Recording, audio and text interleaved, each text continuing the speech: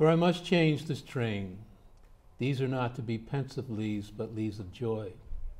Roots and leaves unlike any but themselves, scents brought to men and women from the wild woods and from the pond side. Breasts sorrel and pinks of love, fingers that wind around tighter than vines. Gushes from throats of birds, hid in the foliage of trees as the sun is risen. Breezes of land and love, breezes set from living shores out to you on the living sea, to you, O sailors. Frost-mellowed berries and third-month twigs offered fresh to young persons wandering out in the fields when the winter breaks up. Love buds, put before you and within you, whoever you are. Buds to be unfolded on the old terms. If you bring the warmth of the sun to them, they will open and bring form, color, perfume to you. If you become the element and the wet, they will become flowers, fruits, tall branches and trees. They are compromised. They are comprised in you just as much as in themselves, perhaps more than in themselves. They are not comprised in one season or succession, but many successions. They have come slowly up out of the earth and me, and are to come slowly up out of you. Calamus Taste, from the collection of Whitman's poems called Calamus, which is in 39 parts. Good evening, my name is Charles Carr, and welcome to Philly Loves Poetry, which is a collaboration between the Moonstone Art Center of Philadelphia and Philly Cam. The focus of our program is to give our audience the experience of the rich, rich culture of poetry in the city of Philadelphia, and to understand there are over 50 organizations outside of the colleges and universities that promote the love of poetry in the city, either by offering poetry readings, special poetry events, that offer poetry workshops to poets at all stages, as well as offer poetry of a wide variety of poetry in the city of Philadelphia. So on any given day, somewhere in Philadelphia, you can attend a poetry reading. So tonight, this is the third in the series of shows that Philly Loves Poetry has done on Whitman. And tonight our theme is Whitman and Sexuality, which is a very, very big topic. We only have an hour, and probably we could devote 2 hours to it, but we have a really distinguished and remarkable group of guests that will discuss and read poems as well. To my right is David Acosta. David is the artistic director of Casa de Duende. His poetry has appeared in various literary journals and anthologies. Among the most notable are Mayrena, The Painted Bride Quarterly, the Evergreen Chronicles, and the American Review. He was a founding member of the Philadelphia-based Latinx artist collective, Desde Este Lado, From This Side, and a founding member of one of the editors of its literary magazine. And next to David is Lynn Levin. Lynn is a poet, writer, translator, and teacher. Lynn is the author of 7 books, including the poetry collection Ms. Plastique, and a translation from Spanish, Birds on the Kisswar Tree by Udi Gonzalez. Her newest book as co-author is Poems for the Writing, Prompts for Poets, 2nd edition. Lynn teaches at Drexel University, where she has taught classes on the poetry of Walt Whitman, and co-coordinated Drexel Celebrates Whitman at 200, part of the regional series Whitman at 200, Art and Democracy. And next to her is Andrew Nurkin. Andrew is the Deputy Director for Enrichment and Civic Engagement at the Free Library of Philadelphia from 2012 to 2017. Andrew served as the Executive Director of Princeton Alumni Corps and was previously on the staff of the Pace Center for Civic Engagement at Princeton University. So welcome to you all. Thank you. Really glad to have you. And as I said, this is a very, very big topic. So we have a lot to squeeze in this time, both in discussion and in reading some poems. But I wanted to first prompt the discussion by reading something that Horace Trouble wrote based on his discussions with Whitman. And It reads as following, and this was really in response to a criticism or maybe some advice that Emerson was giving to Whitman to kind of tone down, the language of his poetry. So it reads as follows: if there was any weakness in Emerson's position, it was in his idea that the particular poems could be dropped and the leads remain the leads still. He did not see the significance of the sex element as I had put it into the book and resolutely stuck to it. He did not see that if I cut sex out, I might just as well cut everything out. The full scheme would no longer exist. It would have been violated in the most sensitive spot. So the point that I took from this is how much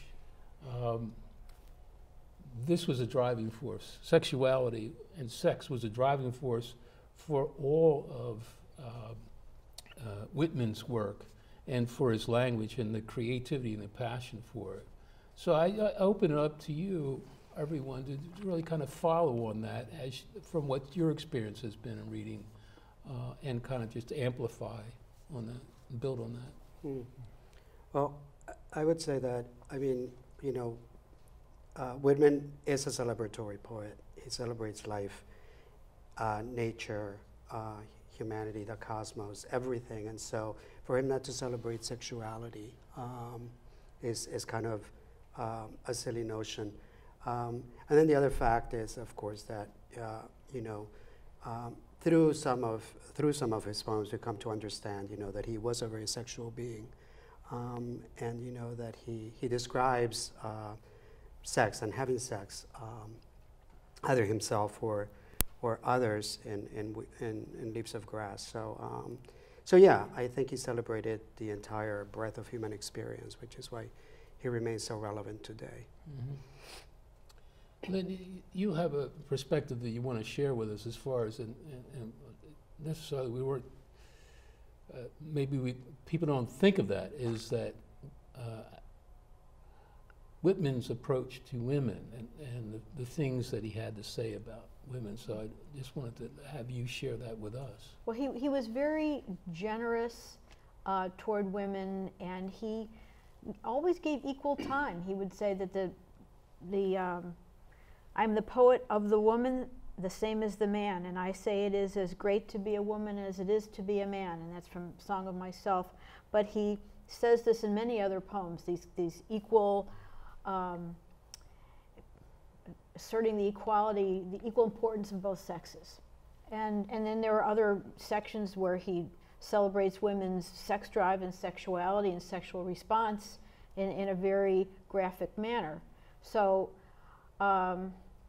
he's very much equal opportunity, and he is, like David said, he's a celebrator of things, celebrator of the self and the spirit and of the body. Mm-hmm. I think the quote that you read, Charles, suggests to me that not only could he not take out the poems that are explicitly sexual or sort of describe his own experience or the experience of he imagined of others, but that there's a kind of erotics to everything about his poetry, from the rhythm to the language, the length of the line, just the way he thought about his craft was as an erotic experience. So for him to take, it was impossible, as he imagined, to take the sex out of it, because you could excise certain poems or certain sections of poems, but the whole thing is an exercise in an erotic experience of the world. And he talks, throughout his poetry, there's mentions of him rubbing up, sort of passing people in the street, or exchanging glances with people, or just the experience of being in the world. And all of that compiles into just an embodied poetics. And I think that's part of what he's getting at there, is that it wasn't so much editing out the sexy parts as really trying to undo, Emerson trying to undo what Whitman's project was as a poet. One thing, as one reads the Calamus collection, it's not all straightforward. It seems that on one hand there is an invitation to his language and an invitation to what he is celebrating. But then there is the cautionary, I won't call it pushing away, but you read that and he's cautioning people that want to follow him. I mean, from within those poems, that you better watch it. I mean, that's my words. That's not something, he's just said it much more gloriously. I mean, do you see that in other parts of Whitman? Well, I think, yeah, I mean, what's the line, oh, he who would desire my affections, or something similar to that, that he does. And I think that a part of that is that he wants the compromise, full compromise. He is singing fully and full-throatedly about the human experience, and I think that he says either come to me, you know, in all of you, completely and totally, or do not come at all. So I think that that's part of, one of his invitations is, you know, accept me totally and give yourself to me totally, so, or at least to my ideas and my affection. I think too, I mean, we can't forget that Whitman was a man of the first half of the 19th century, and it was not, I mean, constructions of sexuality were different then than they are now, and there was no, I think, real recourse for him to live as his sexuality in a social way, where he could had identity markers that we might currently think of as being gay or being queer. And so there was a necessary hiddenness to that, even as he was more adventurous in his verse than a lot of his contemporaries and more open in the way he lived his life in some cases. But there still had to be, for his own self-preservation, a kind of hiding. And I think that's one of the tensions in Whitman, is always a gesture towards self-disclosure, and then the sense of the necessity to draw back. And I think that's part of the sort of dynamism of a lot of his verse. And then I think there's also something going on with his concern for the future. And this is less of a read around the sexuality of the poetry, but he both wants very much to be known in his own time as the great poet, but I think he really genuinely wants to pass that lineage on to the future and withdraw and let the future have its own say. And he is doing all of that in every poem. He is always mindful that there are generations to come to whom he's writing. And even though Calamus is very much thought of as, you know, this revelation of his, just one of his revelations of his sexuality, it also has very much a political, you know, he sees it as this is a possibility through love of a great unification, and he even mentions, you know, different regions of the country and different states, you know, in coming together. And even in O Democracy, I mean, you see that. It's more than this outflowing of passion, sexual passion. There's a much greater overtone also of it, you know, how this could be a unifying, and this respect and this love for man to man. I mean, for all mankind and womankind. Do you see that? I mean, I think he's, the word that often gets applied to Whitman is capacious. I mean, he just has this immense capacity to take in every aspect of human experience, at least as it was appeared to him as a white American man in the first, or throughout the 19th century. So I think that's right. There are certainly limits to what he understood that experience to be, and he spends a lot of energy imagining other people's experience without really a lot of verification or deep curiosity about it, which is one of the challenges that Whitman presents to us now. But I think he is always interested in that intimacy between people, or between bodies, or between consciousness. He didn't, as I read it, understand consciousness to be an exclusively kind of human embodied experience. There's a lot more to it, and his concern for nature and the natural world. But if he's interested in anything, it's intensity. Yeah. And speaking about that intensity, is that scholars have, you know, gone back and forth that over time Whitman wanted to tone down that element, you know, even from Live Oaks and Moss to Calamus, you know, to edit some of that stuff out of there. And as we move forward, you know, scholars are saying, you know, is that really a representation of the psychological background of someone who is queer, that the things you go through begins to bear on you. And is that a reality, for Whitman as well in his, in his life story? Yeah, I mean, he did make it, his life's work to revise, continuously revise, Leaves of Grass. And I think that he came at it, as we all do, those of us who are poets, we read something that we wrote, 20 years ago today, and we think, well, how did I write that? And we either like it or hate it, or we just, or we decide we are going to go and edit. And certainly I think we're looking at that through a different lens, right? Not the experience of Whitman, writing at 40 as opposed to Whitman writing at 60, and looking at the world very differently, and having lived through the history of the Civil War and all of that. So yeah, I think the edits are perhaps a much more reflective eye on his work than the immediacy of him at a much younger age, where he was really very, sexual and very bawdy, is a word that could be applied to Whitman really well, because, he celebrated so many things about himself and about sex and about nature, and so. Yeah. And he was not only speaking to his generation, he was very much speaking to a future generation. And in a very, very positive, very positive way. Well, what impresses me about some of the poems of later life is not so much that he went back into texts and toned things down, because I don't really see that much in the Deathbed edition and the 8th edition, but it's poems that speak of the spirit, as poems of an older man making his peace with death in Prayer of Columbus and Passage to India. Those are things that I see less sex in, but more spirituality. Yeah.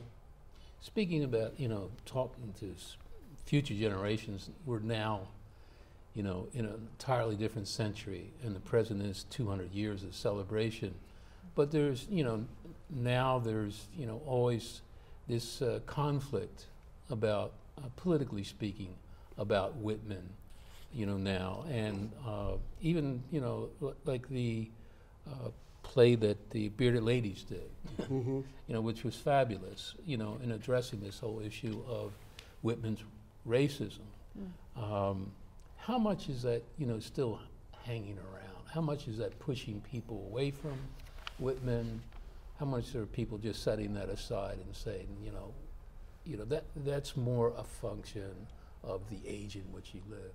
I think it is an obstacle for people approaching Whitman now, especially new readers who are approaching Whitman for the first time, and maybe rightly so. I mean, there are serious problems with sort of how Whitman thought about American society and the roles of different peoples in it, and especially what we would now think of, I don't want to say what we would now think of, because people at the time also saw it as problematic. I mean, it's easy to contextualize him and say he was a man of his time, but in fact, there were lots of people who thought differently about indigenous peoples in North America, about specifically African Americans, both free and enslaved.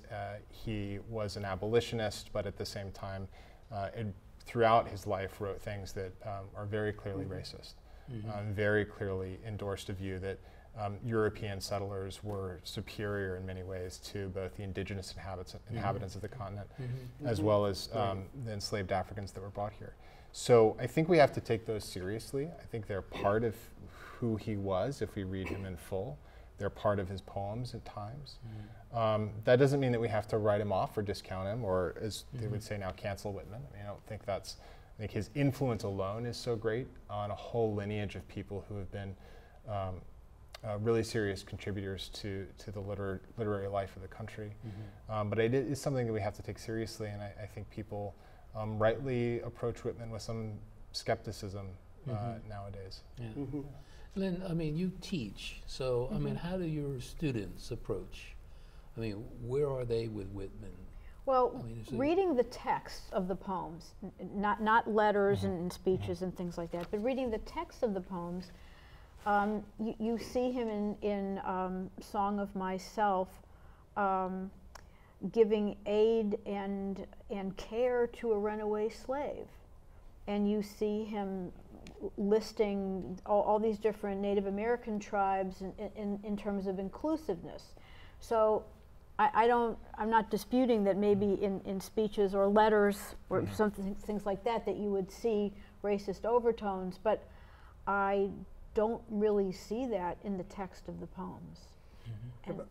I mean, I do see that. I do find it somewhat problematic because even in the text, there's a romantic notion of indigenous people, of the enumeration again, you know, the naming of. Yeah.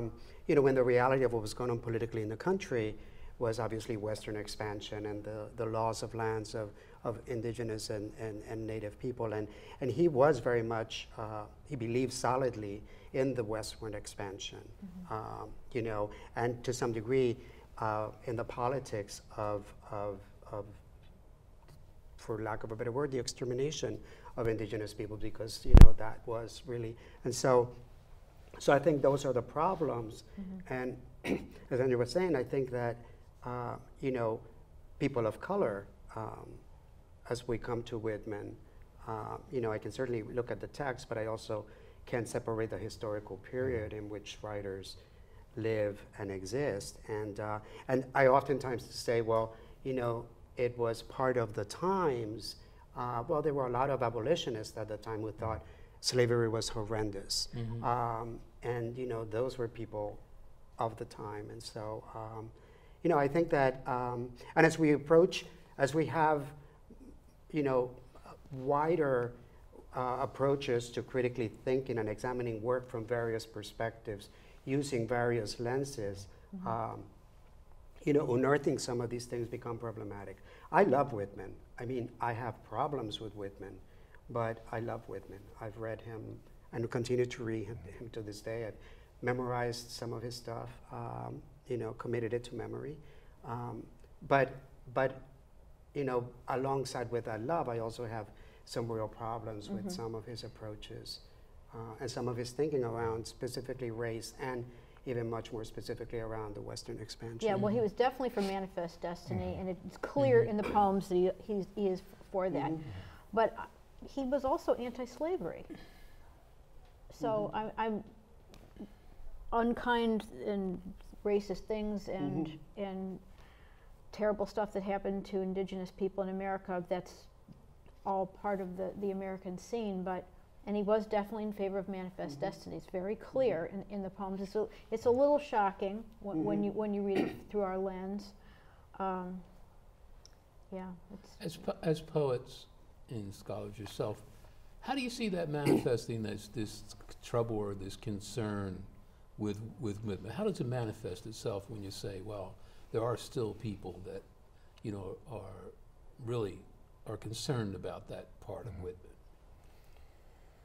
I think, you know, from my role at the Free Library, and we've been part of the Whitman bicentennial celebrations, one of the things we're trying to do is contextualize Whitman's legacy so that we do provide avenues for you know, Philadelphians to look at Whitman in a new lens and celebrate both his influence and the genuine beauty of so much of his poetry. I mean, I also have read Whitman since I was in high school, and is very important to me personally, and at the same time can withstand a critical lens and a look that, in fact, some of the poems not only arise out of a belief in manifest destiny, but have subsequently been used to justify or to celebrate or to put a artistic stamp of approval on American imperialism in the first half of the 20th century.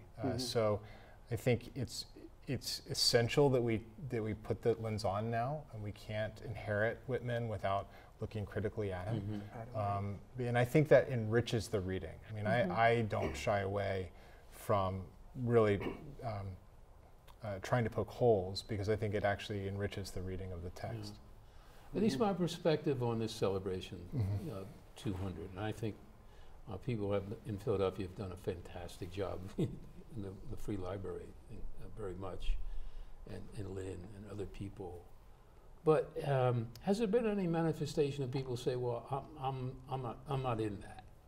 I'm not in that celebration really because of this. I mean, you were in the middle of this. I mean, middle of all these events and the creation of these events.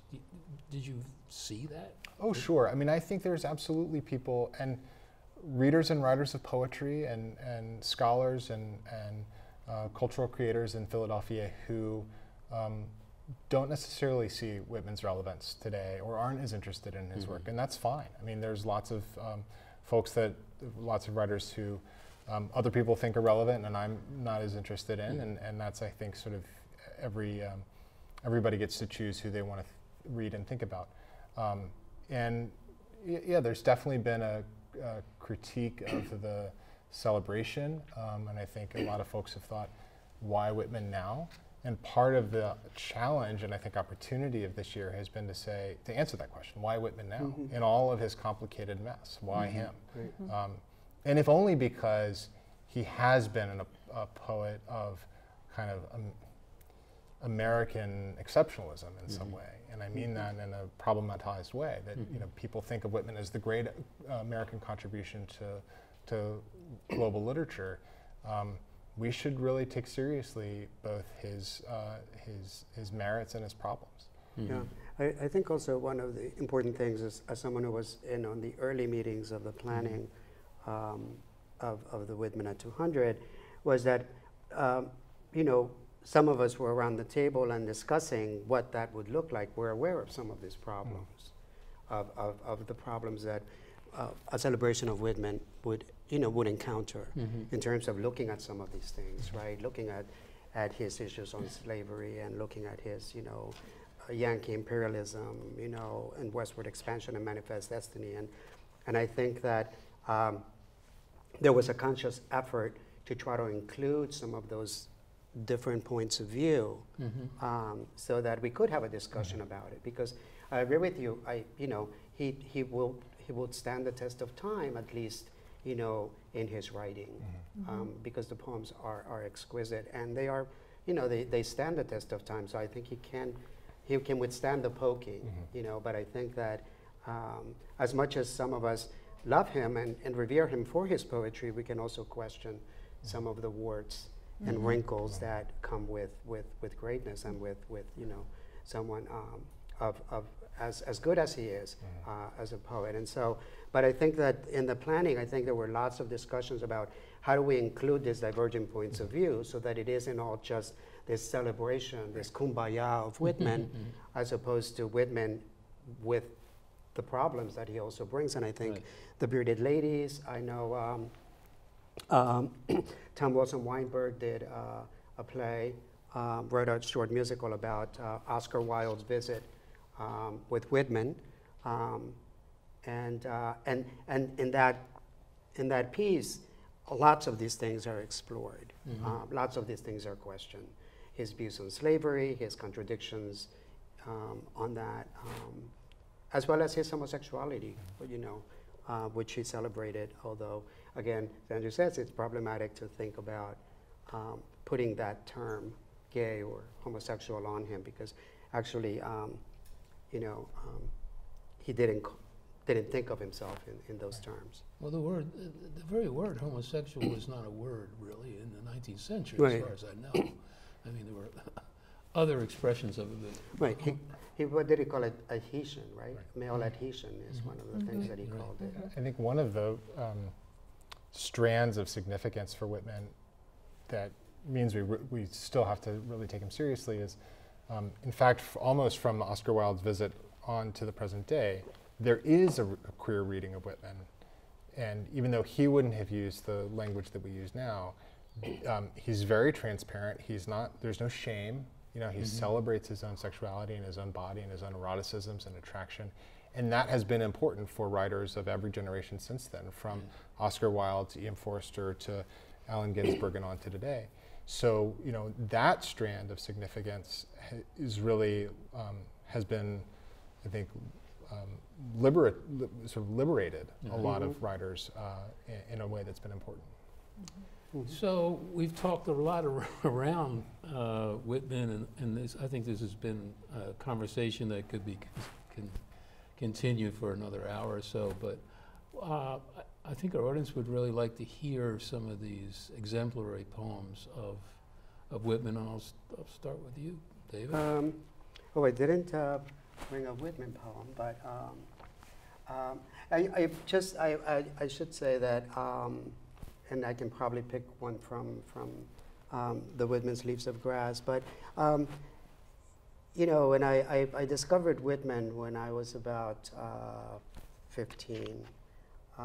As I was struggling with my own sexuality, with my own coming out experience, and found him to be just, you know, a breath of fresh air. You know, I read Whitman and actually was able to figure Whitman out as someone who spoke to me as a gay man, you know, at that age. And so he's been a strong influence in my own poetical work, as well as, you know, just someone that I come to time and time again. And, you know, I read him differently now than I did when I was 15. I read him differently when I was 20. I've read him in my 30s, in my 40s. And so I always approach him with some level of discovery, new discovery, seeing and reading things that I had not seen before. So while I find a poem actually that I was writing that I was thinking about Whitman this year, I would perhaps let someone else do, and then I'll come back. Well, David, I really like what you said about reading Whitman at different eras in your life and seeing different things there. And you know, reading Whitman now as I was teaching him last year, things jump out at me that I didn't see before. And a lot of it has to do with his valuation of female sexuality and his embrace of that and respect for that. And so I do have a few passages that I could read there. All right, so this is from I Sing the Body Electric, one of the Children of Adam poems. So the Calamus poems and the Children of Adam poems are probably the two most sexually explicit books within Leaves of Grass. And so and those were the ones that were censored, actually. Okay. By the censors, right? Well, I'll uncensor some. So this is from I Sing the Body Electric. This is the female form. A divine nimbus exhales from it from head to foot. It attracts with fierce, undeniable attraction. I am drawn by its breath as if I were no more than a helpless vapor. All falls aside but myself and it. Books, arts, religion, time, the visible and solid earth, and what was expected of heaven or feared of hell are now consumed. Mad filaments, ungovernable shoots play out of it. The response likewise ungovernable. Hair, bosom, hips, bend of legs, negligent falling, hands all diffused, mine too diffused. Ebb stung by the flow, and flow stung by the ebb. Love flesh swelling and deliciously aching. Limitless, limpid jets of love, hot and enormous. Quivering jelly of love, white blow and delirious juice.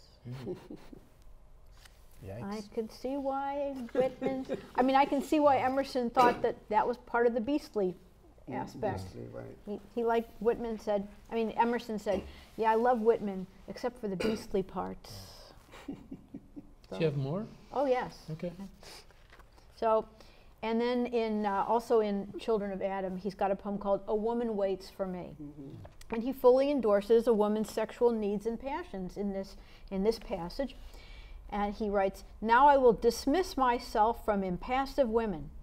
I will go stay with her who waits for me, and with those women that are warm-blooded and sufficient for me.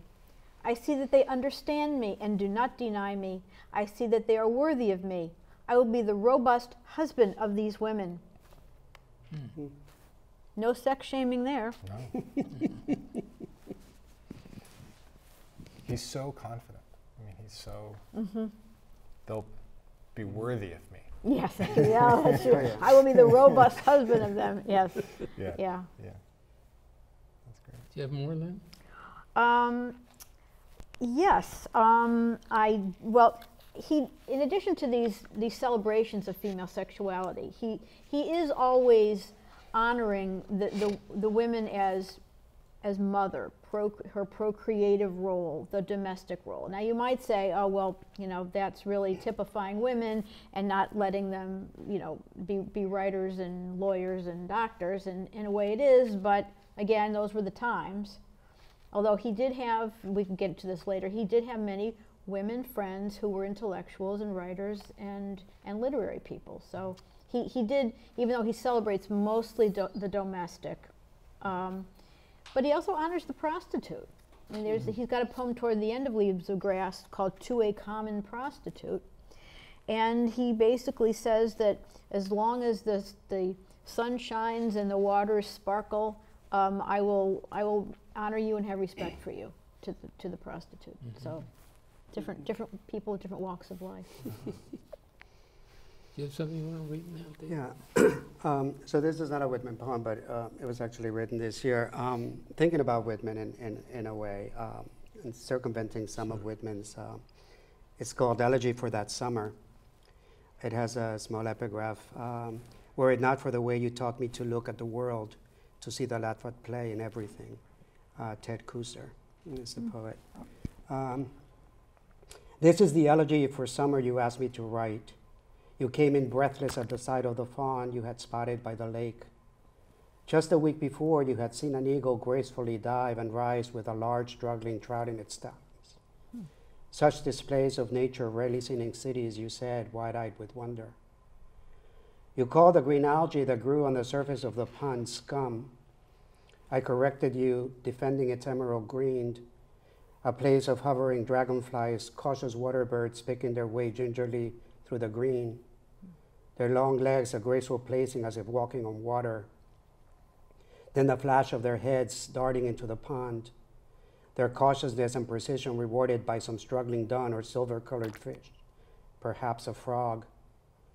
We watched with both fascination and horror, watched them throw their heads back, looking at the sky as if in prayer, or perhaps thanking something larger than themselves for such bounty. And against the prey's vain struggle to live, they close their eyes and open their beaks to swallow. This is an elegy to a thankful summer I wanted to write so as to record the many small miracles that house in the woods provided, the small gifts nature gave us with seamless effort, a bird's nest, feathers, slow colorful snails on the path, wild flowers in bloom, our slow and easy lovemaking at all hours, both rough and gentle, shameless in its intensity, vulgar in language. At night, during and after sex, an orchestra of night sounds and creatures accompanied us. The deep watery call of the bullfrog, the splash of something jumping in the pond, and sometimes the hooting of an owl and cicadas announcing late summer. We would speak in whispers as if afraid to disturb and or silence such orchestration, grateful for so much music given us, afraid to rupture the magic. 3. This is an elegy for a future summer I am writing now, so as to capture this summer for summers when you are no longer here. So I take great care to look upon you going about those simple things that bring you joy. The journal you've been keeping, you staring into the distance, lost in thought, and the pangs of joy that brings me. The way you dance at the water's edge, arms raised as if in prayer or mimicking some bird in flight. I am not sure what music you hear, what makes you sway with such rapture and joy, but I imagine it's summer, a season we both love, and I also foolishly imagine that perhaps it's me, that I am that joy. Or is it this time given us, the many discoveries we have yet to make about ourselves and summer, and just now, me and you, and this house by the lake. Gorgeous. So that was kind of thinking about Whitman and woods and summer and animals and. That's beautiful. Thank you. Andrew? Sure, although I hate to follow that. It's so beautiful. Thank you. It's one of the things I was thinking about when I was just flipping through, and the theme of this evening was there's so many points at which Whitman is essentially describing, we were talking about this a little bit earlier before we started, like cruising in New York, like early cruising in New York. which is essential to, I think, his experience and a lot of his poems. So I want to read two that are actually sort of right next to each other in Calamus. The first is called City of Orgies. City of orgies, walks and joys, city whom that I have lived and sung in your midst will one day make you illustrious. Not the pageants of you, not your shifting tableaus, your spectacles, repay me. Not the interminable rows of your houses, nor the ships at the wharves, nor the processions in the streets, nor the bright windows with goods in them, nor to converse with learned persons, or bear my share in the soiree or feast. Not those, but as I pass, O Manhattan, your frequent and swift flash of eyes offering me love, offering response to my own, these repay me, lovers, continual lovers, only repay me. Mm-hmm. And then to a stranger. Passing stranger, you do not know how longingly I look upon you. You must be he I was seeking, or she I was seeking. It comes to me as of a dream. I have somewhere surely lived a life of joy with you. All is recalled as we flit by each other, fluid, affectionate, chaste, matured. You grew up with me, were a boy with me or a girl with me. I ate with you and slept with you. Your body has become not yours only, nor left my body mine only. You give me pleasure of your eyes, face, flesh. As we pass, you take of my beard, breast, hands. In return, I am not to speak to you. I am to think of you when I sit alone or wake at night alone. I am to wait. I do not doubt I am to meet you again. I am to see to it that I do not lose you. And it just struck me he's essentially talking about meeting a stranger's gaze as he's walking through the streets, and the enormity of feeling and imagination and eroticism that arises from just in the flash of an eye. It's a beautiful poem. There's no physical touching there. It's the connection and the recognition. Yeah, and it you know, that's one of the things I think that you know that I think gay men, or at least get when we read Whitman, that there's an instant recognition. Even though these poems are written in the 19th century, that poem and those poems they are describing cruising, you know, looking, and then the way folks look back. And he is the first poet to do that, or at least I used to think, but I've come upon some poems by the great Greek poet Cavafy. And Cavafy also, you know, in his poems in Alexandria, has these very beautiful snippets of very small poems where he talks about a stranger whom he sees, and who the stranger looks back at him. And I'm thinking, wow, there were two guys cruising at different points in time. But yeah, they're great poems. We have time for more poems. If you want to select something from Lynn, do you have Lynn? Well, actually, there was a part of Passage to India that this is going to be one of many beautiful passages to India that I'm very taken with. I mean, as much as the red hot stuff. So it says, oh, we can wait no longer. We too take ship, O soul. Joyous, we too launch out on trackless seas. Fearless of unknown shores, on waves of ecstasy to sail amid the wafting winds. Thou pressing me to thee, I thee to me, O soul. Caroling free, singing our song of God, chanting our chant of pleasant exploration, with laugh and many a kiss. Let others deprecate, let others weep for sin, remorse, humiliation. O soul, thou pleasest me, I thee.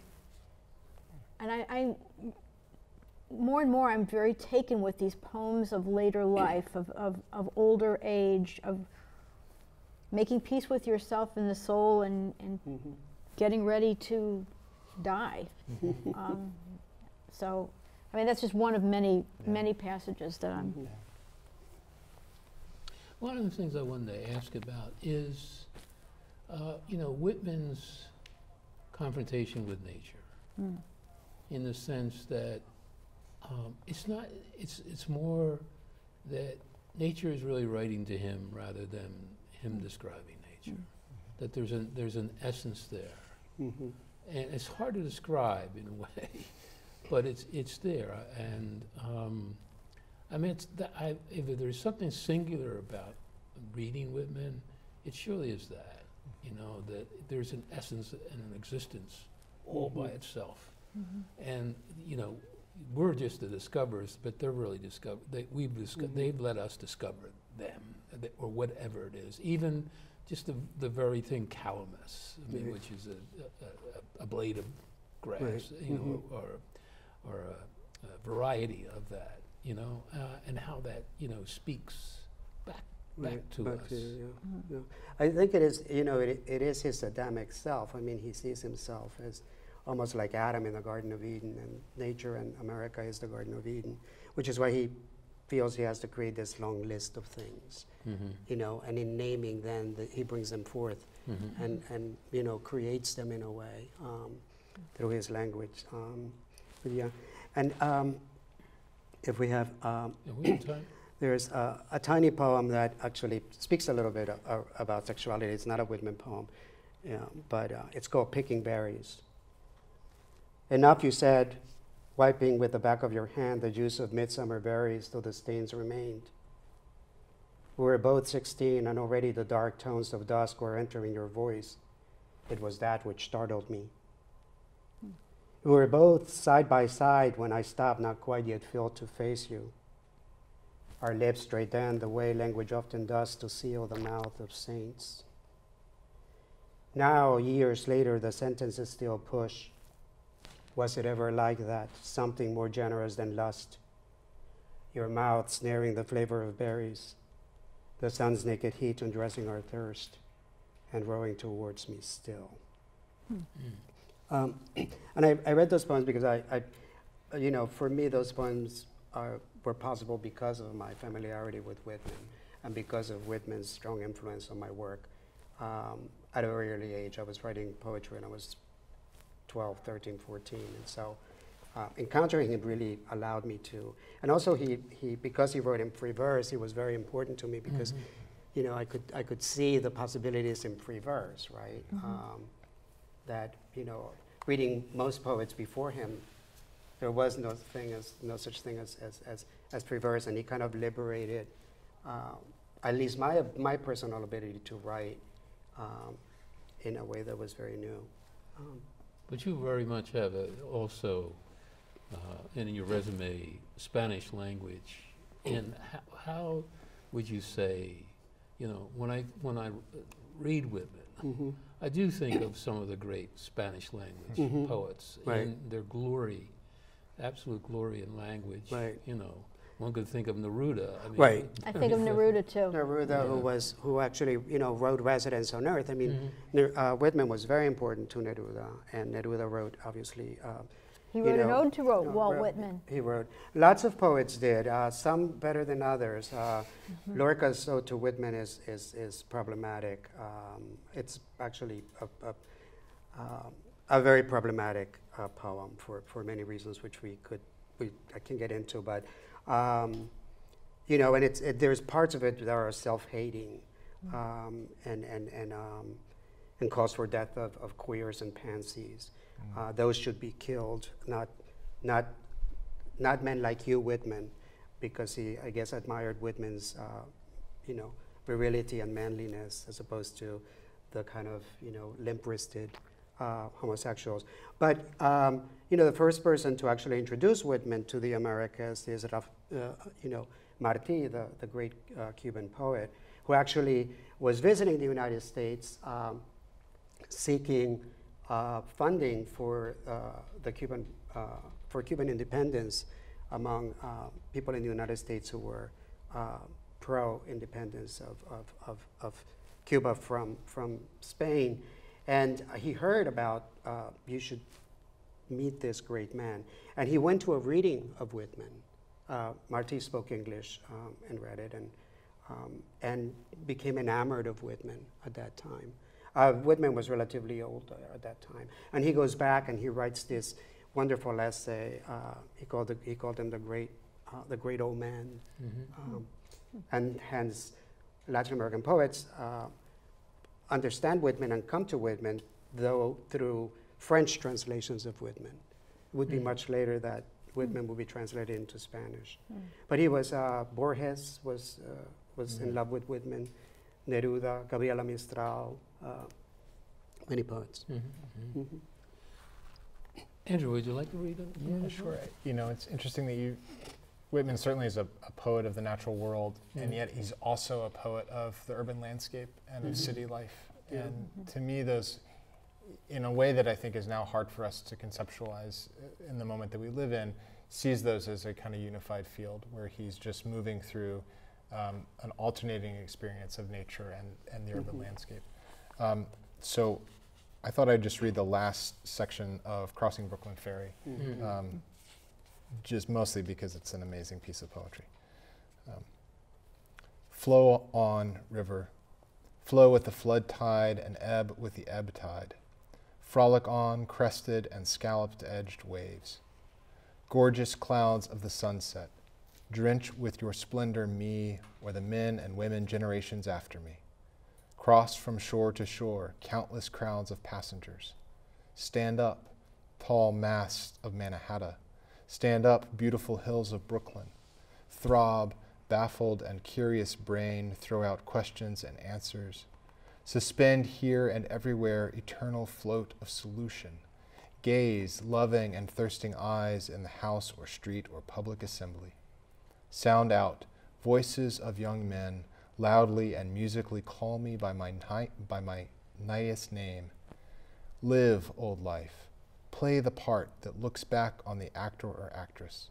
Play the old role, the role that is great or small according as one makes it. Consider, you who peruse me, whether I may not in unknown ways be looking upon you. Be firm, rail over the river to support those who lean idly, yet haste with the hasting current. Fly on, seabirds, fly sideways, or wheel in large circles high in the air. Receive the summer sky, you water, and faithfully hold it till all downcast eyes have time to take it from you. Diverge, find spokes of light from the shape of my head, or anyone's head, in the sunlit water. Come on, ships from the lower bay pass up or down, white-sailed schooners, sloops, lighters. Flaunt away, flags of all nations, be duly lowered at sunset. Burn high your fires, foundry chimneys, cast black shadows at nightfall, cast red and yellow light over the tops of the houses. Appearances, now or henceforth, indicate what you are. You necessary film continue to envelop the soul, about my body for me, and your body for you. Be hung out, divinest aromas, thrive cities, bring your freight, bring your shows, ample and sufficient rivers. Expand, being than one which none else is perhaps more spiritual. Keep your places, objects than which none else is more lasting. You have waited, you always wait, you dumb, beautiful ministers. We receive you with free sense at last and are insatiate henceforward. Not you any more shall be able to foil us or withhold yourselves from us. We use you and do not cast you aside. We plant you permanently within us. We fathom you not, we love you. There is perfection in you also. You furnish your parts toward eternity, great or small. You furnish your parts toward the soul. That's gorgeous. You dumb, beautiful ministers. So what do you think those dumb, beautiful ministers are? The people of the past? I always read them as the birds, actually. Oh. But I could, Okay. it's very easy to get lost in the antecedents, and he loves an exclamation point. So and that's part of the beauty, is it's just this constant drumming list of everything that he's taking in, all of which has a part. That it's hard to know exactly who he's addressing. I like that interpretation that it's the birds. But then sometimes I thought it was the buildings. Could The also be- buildings could also be. of Brooklyn. Yeah. Yeah. You know, we have about 5 minutes to wrap up. But the one thing I'm thinking of, and I have thought of, here we have had this year-long celebration. And so, you know, chronological will end on December 31st, okay? But it's passing through, what evidence do we have? What evidence then, what is being documented really to say, I'm really looking at young people, you know, has this helped us discover them and self-discovery, and we have any way of knowing that? I mean, the celebration itself, if they stop and say yes, I mean, it's like, you know, if somebody has a birthday party, you have the cake, you have the candles, and we had a good time, and, you know, that's it, and we'll wait in 100 years and we'll do it again, hopefully, if we're still here. But, you know, I would love to see the fact that, you know, there's some type of testimonial that somebody somewhere, a young person, a college student, I don't care who it is, that really had that an impact. I'm thinking of, and you were there, I mean, at the City Hall courtyard. You know, I mean, there was Whitman in the open air of the community, and how that, you know, how that affected people. Is there any way that you can see that's being done to capture that? Do you see it? Well, I mean, I taught 2 courses on Whitman at Drexel, and one of them we read all of Song of Myself, every single syllable. It's got to be a bit much sometimes because he does get repetitive. But there was always that, especially for the really cool passages, you know, the first 5 sections and then the last maybe 3.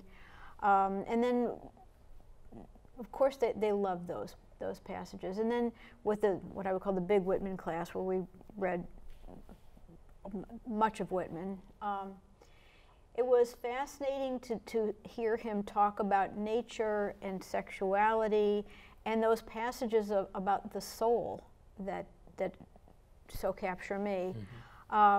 Just the whole breadth of his understanding. I think that there are takeaways, and you know, I took them on a field trip to the burial site and the house, and that's going to stick with some people because when you physically go somewhere, it immerses you. Yeah.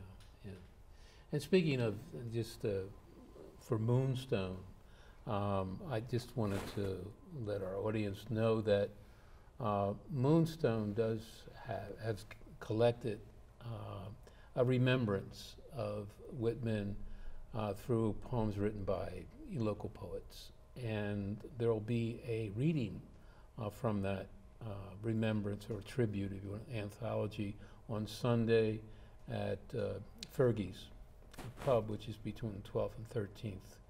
And I think there are about 40 poets that have submitted poems. I saw the names of some of these poets I recognize, and they're really very fine poets. So I'm really looking forward to this. So that is really something. But there's probably, you know, a lot more.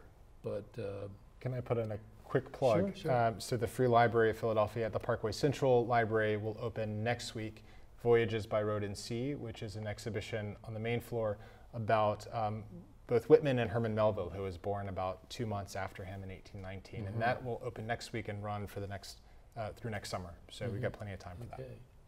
I just wanted to wrap up and say, and put a plug in for Moonstone, as I do in every program, is the fact that we offer 85 readings of poems, of poetry in the city of Philadelphia.